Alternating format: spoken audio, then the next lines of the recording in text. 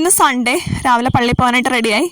2 ദിവസം Saturday Sunday ഞാൻ വീട്ടിലെത്തിയിരിക്കുകയാണ്. അപ്പോൾ പള്ളിയിൽ പോകാനായിട്ട് രാവിലെ ഇറങ്ങിയപ്പോൾ തന്നെ ചെറിയൊരു മഴയൊക്കെ ഉണ്ടായിരുന്നു. ഇന്നൊരു മഴയുടെ ദിവസം തന്നെയായിരുന്നു. സാറ്റർഡേ പക്ഷേ വെയിലൊക്കെ ഉള്ളൊരു ദിവസമായിരുന്നു. സൺഡേ ഇന്ന് കുറച്ച് മഴയും ഒരു ഇരുണ്ട അന്തരീക്ഷമായിരുന്നു. അങ്ങനെ ഞങ്ങളുടെ പള്ളിയിലേക്ക് എത്തിയിരിക്കുകയാണ്.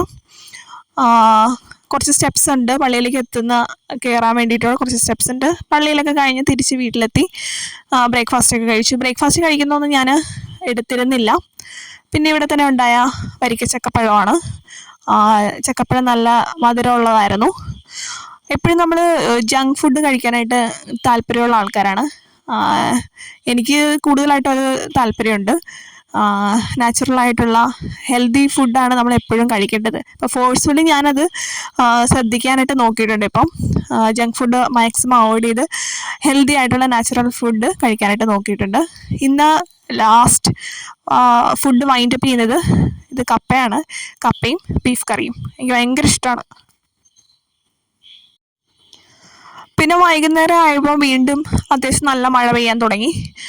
ഇങ്ങനെ ഇടയ്ക്കിടയ്ക്ക് മഴ പെയ്യുന്ന കാരണം പുറത്ത് നല്ല തണുപ്പുണ്ട്. അപ്പോൾ നല്ല ചൂട് ഫുഡ് കഴിക്കുന്ന സമയത്ത് പുറത്ത് നല്ല മഴ പെയ്യുമ്പം അത് നല്ലൊരു കോമ്പിനേഷനാണ്. നമുക്കത് ആസ്വദിച്ച് കഴിക്കാനായിട്ട് പറ്റും. അങ്ങനെ മഴയൊക്കെ മാറി വീണ്ടും കുറച്ച് സമയം പുറത്തുകൂടി ഈവനിങ് വാക്ക് നടത്താമെന്ന് വിചാരിച്ചു. അങ്ങനെ ഗാർഡൻ, ചെടികൾ, ഫ്ലവേഴ്സ് ഇതൊക്കെ കണ്ട് കുറച്ച് സമയം നടന്നു.